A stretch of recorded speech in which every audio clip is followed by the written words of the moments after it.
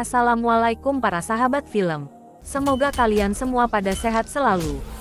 Hari ini kita akan kembali membahas film aksi terbaru 2023 yang diperankan oleh Nandamuri Balakrishna, Sri Lila, Kajal Agarwal, dan Arjun Rampal. Film ini berjudul Bhagavan Kesari.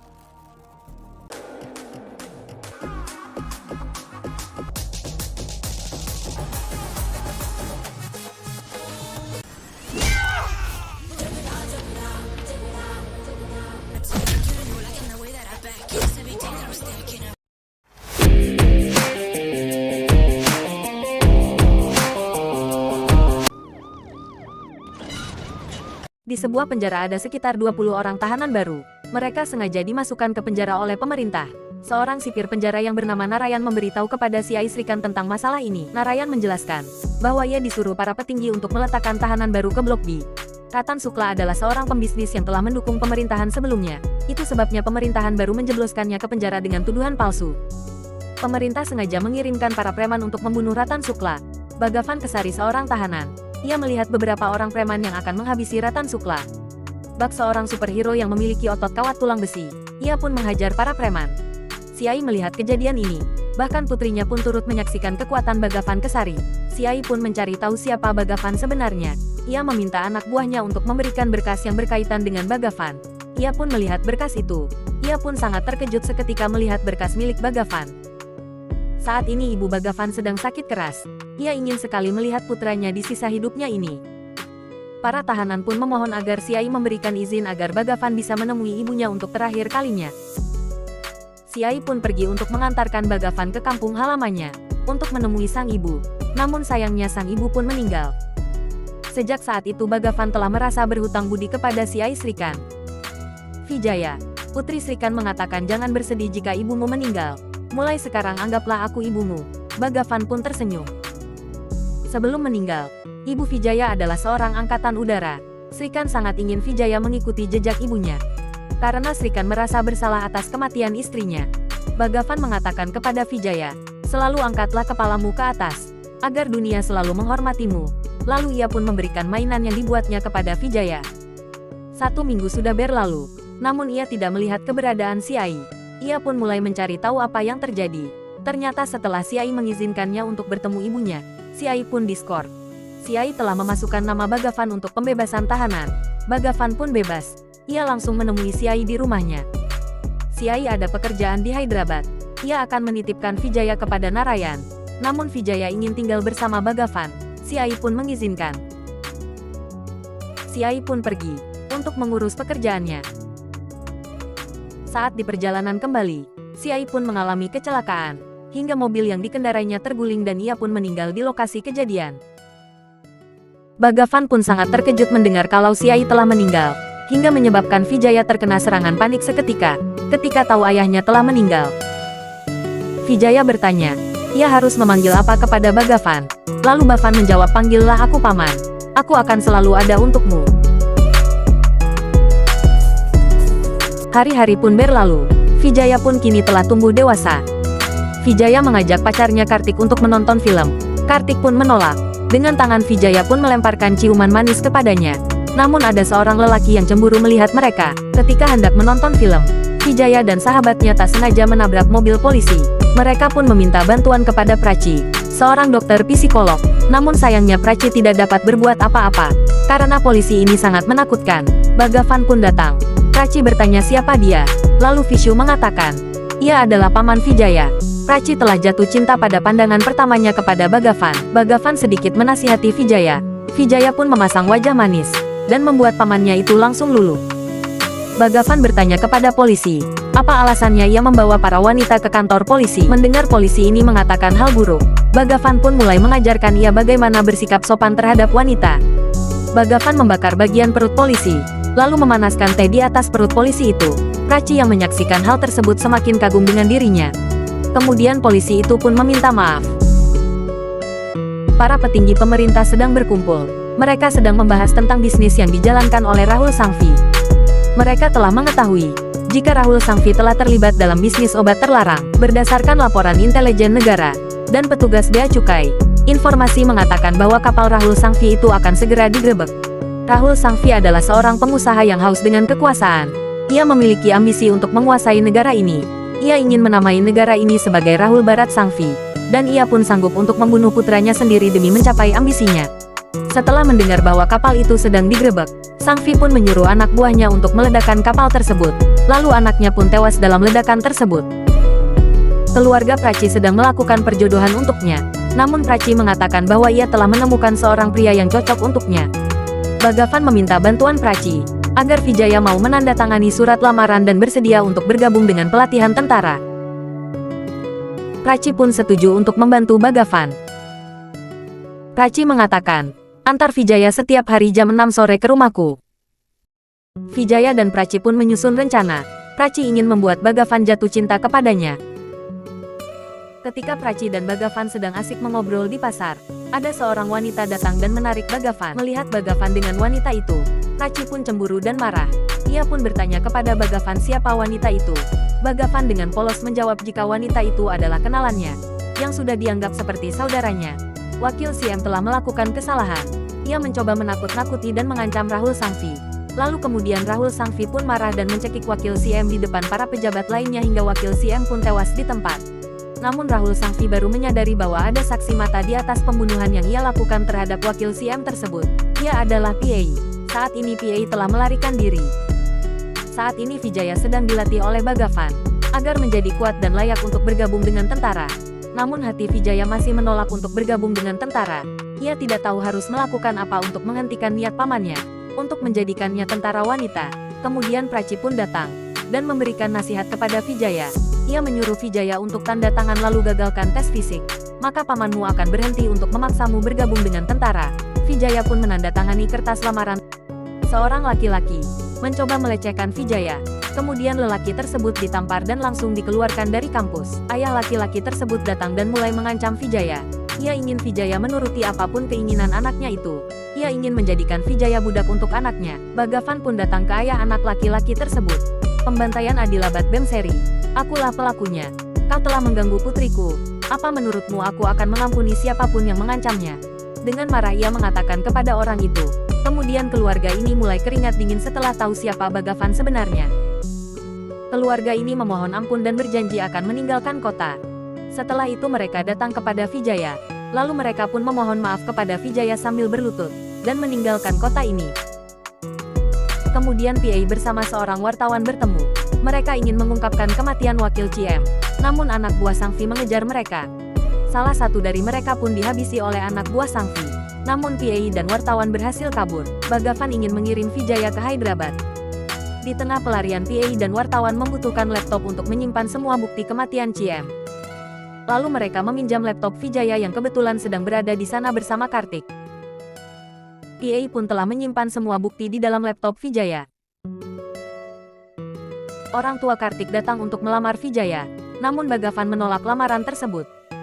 Ayah Kartik mulai mengolok-olok Vijaya, itu membuat Bhagavan marah. Atas kejadian ini, Vijaya pun marah kepada Bhagavan.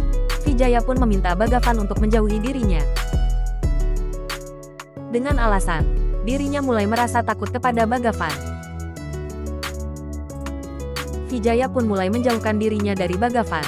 Ia lebih memilih Kartik cintanya. Karena Kartik telah menghasut Vijaya bahwa Bhagavan itu bukan orang tua kandungnya, jadi ia tidak pantas untuk menolak lamaran Kartik.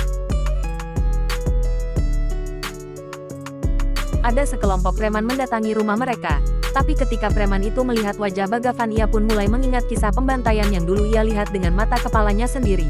Kemudian ia langsung membawa pasukannya itu untuk melarikan diri dari rumah Bhagavan. Bhagavan pun menyuruh polisi yang pernah ia hajar itu untuk mencari tahu siapa para preman itu. Polisi mengatakan bahwa mereka sudah membuntuti putrinya selama 4 hari ini, lalu mengatakan bahwa Vijaya sedang tidak aman sekarang. Mendengar bahwa Vijaya telah diculik para preman, Bhagavan pun langsung datang ke markas preman itu. Dengan gagah ia berdiri tegak di atas truk yang ia naiki. Ia melihat bahwa Vijaya mengalami luka hingga berdarah. Vijaya mengatakan kepada Bhagavan bahwa para preman itu akan membunuhnya. Vijaya sangat ketakutan. Bhagavan pun mulai menghajar seluruh preman itu. Bagaikan malaikat pencabut nyawa ia menghabisi seluruh preman dengan seorang diri. Semua preman pun ketakutan dengan kemarahan Bhagavan. Mereka pun memberitahu kepada Bhagavan, siapa dalang di balik penculikan Vijaya. Rahul Sangvi, teman lamaku. Kemudian Rahul Sangvi pun terkejut melihat Bhagavan masih hidup. Bhagavan menceritakan kepada Vijaya dan Prachi tentang masa lalu permusuhan antara ia dengan Rahul Sangvi.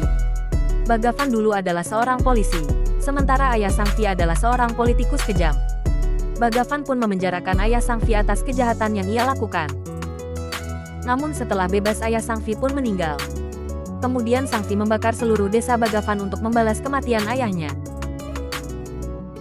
Ia juga menjebak Bhagavan dengan berbagai kasus palsu dan membuat orang-orang seluruh desa terpaksa menjadi saksi palsu.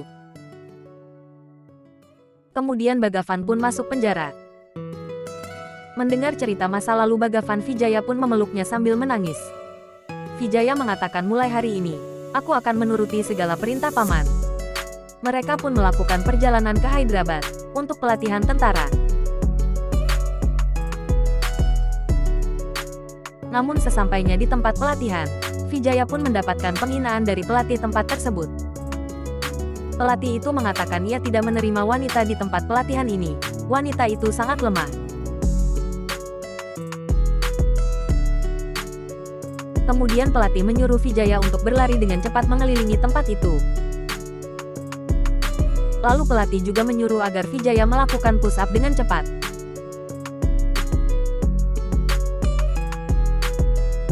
Kemudian pelatih menyuruh Vijaya untuk memasuki ring tinju dan melawan murid terbaiknya Suraj. Kemudian Suraj pun mulai memukul dan menendang Vijaya. Vijaya hanya bisa pasrah dan tidak bisa melawan karena Vijaya memang tidak bisa bela diri. Lalu pelatih pun mengolok-olok paman Vijaya. Sedikit emosi dan kesal, Bhagavan pun mulai beraksi. Kemudian Bhagavan pun menunjukkan bagaimana cara bertarung dengan benar. Ia pun masuk ke ring tinju dan melawan Suraj. Tapi Suraj kalah dan ia mengatakan, inikah petarung terbaik Anda? Vijaya pun sudah diterima dengan baik di tempat pelatihan itu. Ia pun mulai ikut pelatihan tentara ini. Ia telah menjadi satu-satunya tentara wanita di sana.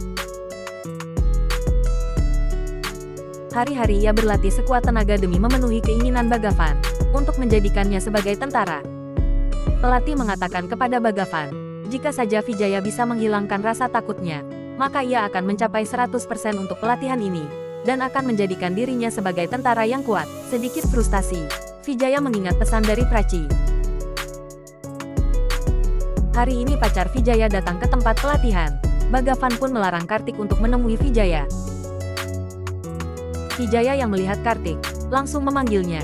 Lalu mereka pun memulai percakapan. Kartik yang membicarakan bisnisnya telah berkembang, dan ia ingin agar mereka berdua segera menikah. Namun dengan tegas Vijaya menolak Kartik, lalu mereka pun mulai berdebat. Vijaya mengatakan, bisakah kau meninggalkan segalanya untuk bersamaku?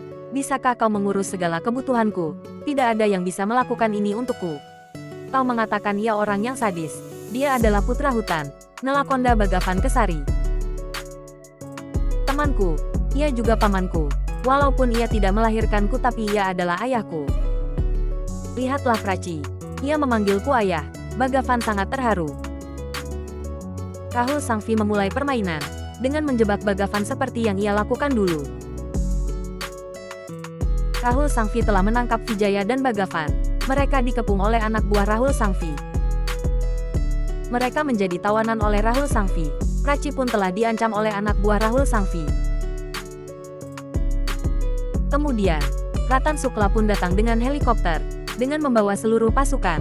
Ratan Sukla telah menjadi penyelamat mereka.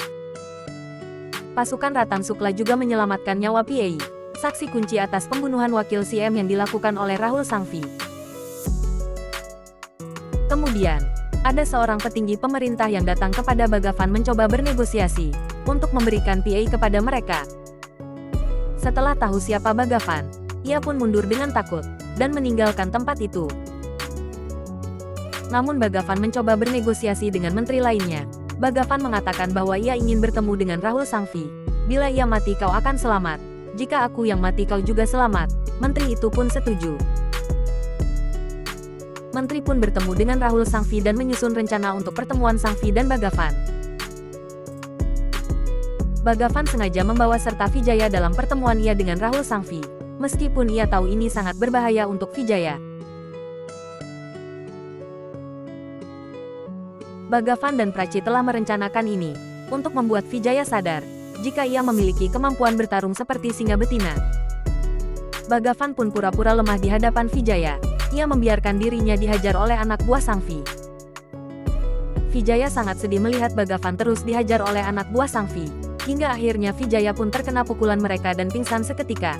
Dengan keadaan tak berdaya, Vijaya mengingat semua kenangannya waktu kecil bersama Bhagavan. Kemudian ia membuka mata dan seketika berubah menjadi petarung hebat, layaknya seorang singa betina. Ia pun mulai bertarung dan mencoba sekuat tenaga untuk melawan semua anak buah Sangvi, demi menyelamatkan Bhagavan. Karena ia tidak tahu jika Bhagavan hanya pura-pura lemah untuk membangunkan singa di dalam dirinya. Setelah melihat singa betina telah terbangun dari diri Vijaya, Bhagavan pun mulai beraksi. Vijaya pun sadar bahwa Bhagavan sengaja melakukan ini untuknya. Kemudian mereka berdua pun bekerja sama untuk menghabisi anak buah Sangvi. Satu persatu anak buah Sangvi itu pun tewas di tangan mereka berdua.